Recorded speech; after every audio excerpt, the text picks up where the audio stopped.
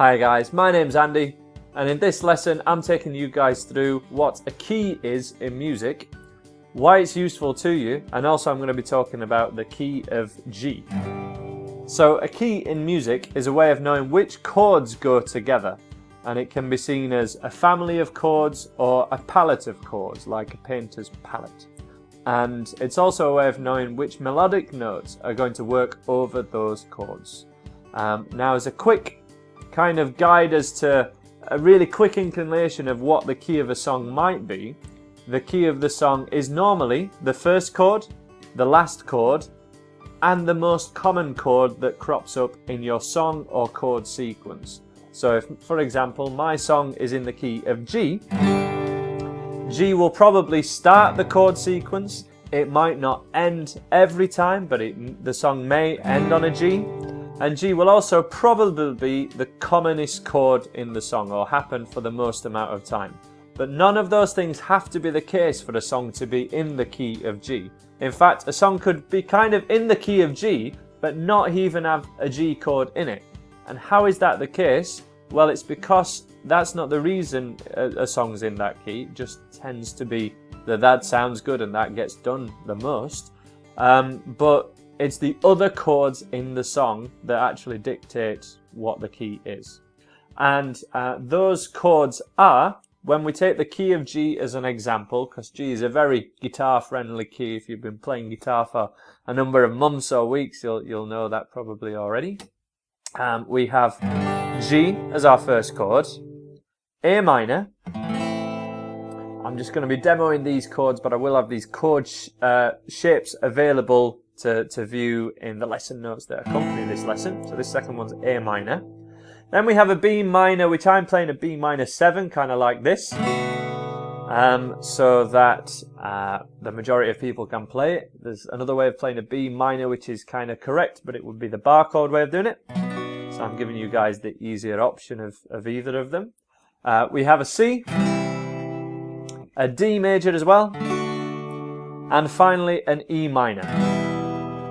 There are other chords that will crop up in a song that's in the key of G, or there might even be fewer. A song might just stick to the major chords G, C, or D. And if we take the song example Brown Eyed Girl by Van Morrison, the main chord sequence in that song is G to a C, G, and back to D again. And the only other chord that happens in the whole song is going to be an E minor. So we have these common chords that happen, and in that chord sequence, G, C, G, and D, G is the first one and the most common. And G would end the song if it didn't just fade out. So that's just as a quick inclination of what a key is and how it gets used. But why is that useful to a beginner or improving guitarist? Well, if you know the key of a song, you'll know how to play over it, for one, and we'll be covering that in a later lesson in this group of 5 for True Fire. But also, you can just start to be one of those guys who can just pick up the guitar and play. You can play chords that sound good together rather than them being totally random. And you put those with the strumming patterns that we've covered in the first 2 lessons, and you're coming up with something that sounds good. And it doesn't have to be that one song that you've played to death, or another song that's kind of difficult and you're not yet comfortable with. And we're kind of learning the mechanics, the underlying workings of why things sound good, why certain chord sequences get used over and over again. And there are those well-trodden chord sequences, and I'll give you a couple of examples. But the theory goes that you could pick any of those chords that I've just listed, G, A minor, B minor 7, or just a standard B minor, C, D, and E minor. You could put them in any order and it will sound good. That's not to say that any other chord that you would throw in there would sound bad.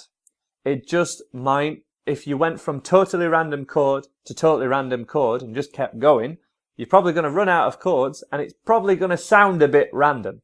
But this is kind of working out which chords fit together really well as a starting point for you to experiment with, and then see those things happen in real songs, but also see how they're twisted to make it a bit more interesting. So As I say, we have the common chord sequences that get used an awful lot, and it's best to start off with a bar of each chord for now. And most songs have 4 bars that tend to get repeated. Brown Eyed Girl, that I mentioned a second ago, is a great example. Bar of G, a bar of C, bar of G, and then a bar of D. Put it to the first most common strumming pattern that we looked at in lesson 1, and we get...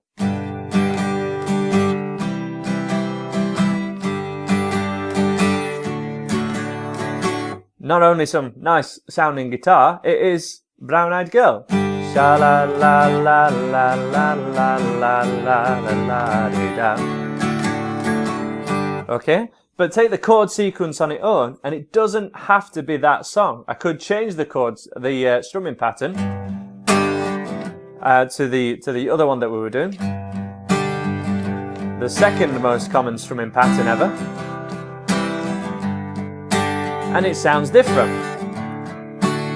And it sounds like different songs. And that's what we're going to be doing with my second recommended chord sequence, which I'll have written on the lesson notes for this as well.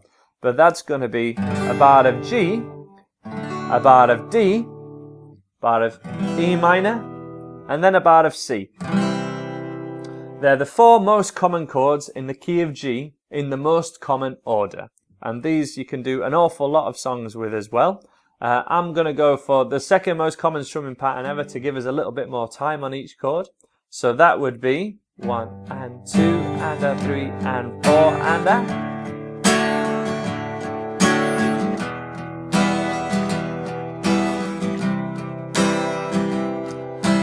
And it's best to take those 4 chords and just repeat them, because that's what real songs do. And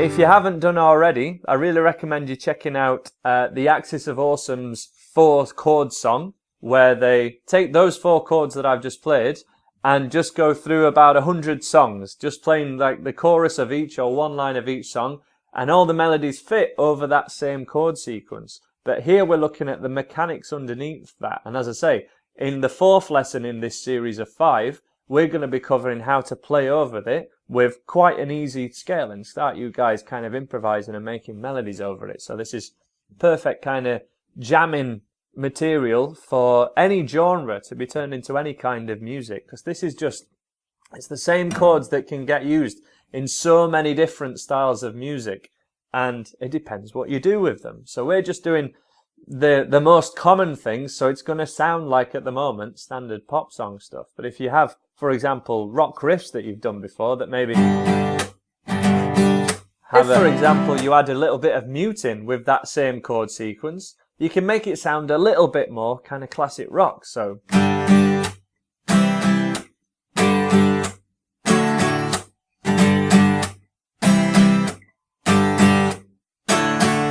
and that strumming pattern will also be written out on the lesson notes to this lesson.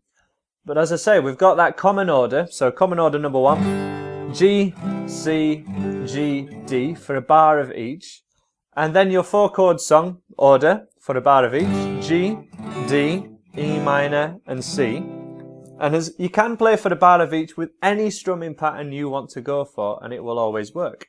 You can swap out any of those chords with any of the ones from the ones that are in the key of G that I've listed earlier in this video, and it will still work. And guess what? Even the notes we're going to play over that in the next video, it will still work even if we change the order. Now, of course, if it's all kind of planned out beforehand and you're really familiar with the sound of these chords and you've done this before, you can tie together the melody with the chords a little more. But in the early days, the theory goes that it will just work, and it needs to be experimented with, and it needs to be tried out. So we've got those 2 recommended chord sequences, and from there I'd like you guys to write out 4 bars, so 5 lines down with 4 spaces in between them on a sheet of paper.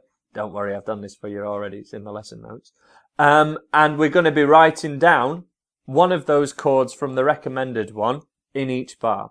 You can put 2 in each bar if you want, but that's going to make it kind of harder for your changes. So It's up to you how challenging you want to make your chord sequence. You know, some people might want to stay away from the B minor because it's new to them, and that's cool because it doesn't always get used. But you can do any order and it will kind of still sound good together. It will still work as guitar.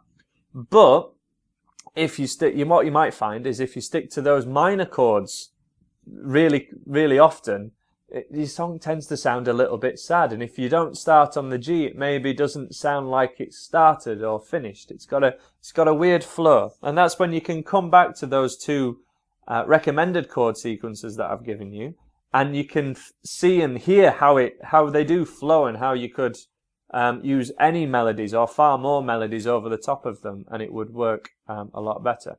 So as I say, I really encourage you to take the pre-made sheets that I've got available on the website and write one chord from each of the palettes that's available, and have a go at playing it. You can just do this in your mind and try and remember which chords they are and go from each of them. But if you write it down, you can kind of reflect on how that went and then have another go at changing it slightly. And you'll remember what you've done and you'll probably play it better. And then over those chord sequences that you create, we're then in lesson 4 going to be playing over those and getting used to this idea of improvising. But we tend to have the rhythm guitar down first to make the improvising idea work a little better. And as I say, with those chord sequences, play with any strumming pattern you know, or you can use the two most common strumming patterns that were in the previous video. That's it for this lesson. Hope that is something that works for you and that you see the benefit of, because there's huge leaps of benefits that can be felt when you continue to go down this road. Other than that, I hope to see you again and check out the future videos.